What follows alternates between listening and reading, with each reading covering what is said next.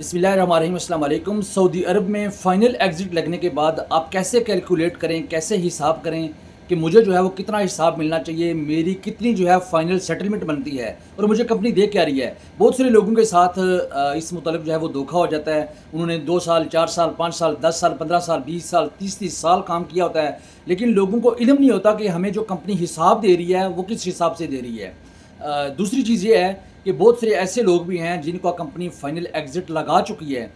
तो वो किसी दूसरी जगह पे नकल कफ़ाला करना चाहते हैं, लेकिन वो इस डर से नकल कफ़ाला नहीं करते कि हमने अगर किसी दूसरी जगह पे नकल कफ़ाला कर लिया तो जो साबका कंपनी है जिसमें हमने 2 साल काम किया है, 5 साल किया है, 10 साल किया है, उससे हमें फ़ाइनल एग्ज़िट फ़ाइनल जो सेटलमेंट है जो 5 साल बाद, 10 साल बाद, 2 साल बाद या जब भी कॉन्ट्रैक्ट पूरा होने के बाद मिलती है, जो कि यहाँ के सऊदी गवर्नमेंट का लॉ है, कानून है, उसके मुताबिक कंपनी देने की पाबंद है, तो वो कंपनी पता नहीं दे पाएगी या नहीं दे पाएगी। तीसरी चीज़ ये है कि इकामा कुछ लोगों का एक्सपायर हो जाता है, तो वो इस डर से जो है वो किसी दूसरी जगह पे तनाज़ुल नहीं लेते हैं कि अगर हमने किसी दूसरी जगह पे नकल कफ़ाला करवा लिया तो जो हमारी साबका कंपनी है वो हमें जो है फ़ाइनल सेटलमेंट अदा नहीं करेगी। इन सारे सवालों के जवाबात आपको बड़ी मुख्तसर वीडियो में देने वाला हूँ। देखिए, पहली चीज़ ये है कि गवर्नमेंट के जो लेबर लॉ का आर्टिकल 81 है उसके मुताबिक किस कंपनी के पास किसी किस्म का भी कोई इख्तियार नहीं है कि वो आपका फ़ाइनल सेटलमेंट जो है वो रोक कर रख सके। आपने बेशक खुदा न ख्वास्ता अगर आपका एचआर के साथ, अपने कफ़ील के साथ किसी न किसी वजह से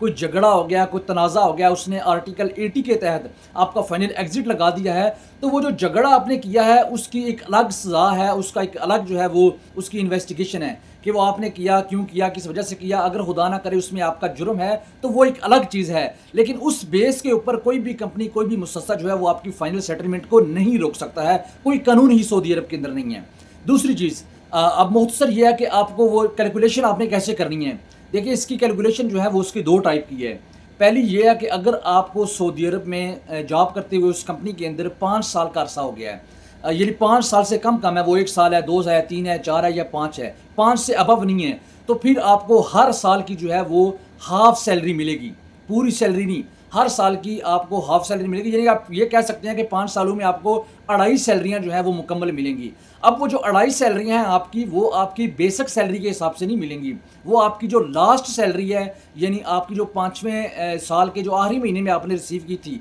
उस हिसाब से विद ऑल अलाउंसेस आपका जो है वो अकोमोडेशन के अलाउंस है, मोबाइल का अलाउंस है, खाने का अलाउंस है, मेडिकल का अलाउंस है, बाशमूल हर सब उन चीज़ों के वो आपको कंपनी जो है वो आपको हर महीने की आधी सैलरी जो है वो 5 साल के बाद या 1 साल अगर आपने किया है, 2 किए हैं, 3 किए हैं, 4 किए हैं, वो आपको देने की पाबंद है। लेकिन अगर आपका अरसा जो है उस कंपनी के अंदर 5 साल से ज़्यादा का हो गया है, 10 साल हो गए हैं, 7 साल हो गए हैं, 20 साल हो गए हैं, 25 साल हुए हैं, तो फिर हर साल की एक सैलरी जो है वो कंपनी आपको देने की पाबंद है। और वो जो एक सैलरी होगी वो विद ऑल अलाउंसेस होगी, वो विद आपके जितने जो है ना, वो मैंने आपको पहले बता दिया, आपका फूड अलाउंस है, आपका ट्रांसपोर्ट अलाउंस है, मेडिकल अलाउंस है, अकोमोडेशन अलाउंस है, मोबाइल अलाउंस है, वो सारे अलाउंसेस को मिला के जो है वो सैलरी आपको मिलेगी। तो ये एक मुख्तसर सी मालूमाती वीडियो थी। ये इसलिए बनाने का मकसद ये था कि आप की कंपनी अगर आपको जो है वो अलाउंसेस पे नहीं करती है तो आप 15 दिन के अंदर जो है ना, 15 दिन के अंदर पहले आप कंपनी को ईमेल कीजिए एचआर को कि जी मैंने इतने साल काम किया, मेरे जो इतना हक बनता है वो मुझे आप अदा करें।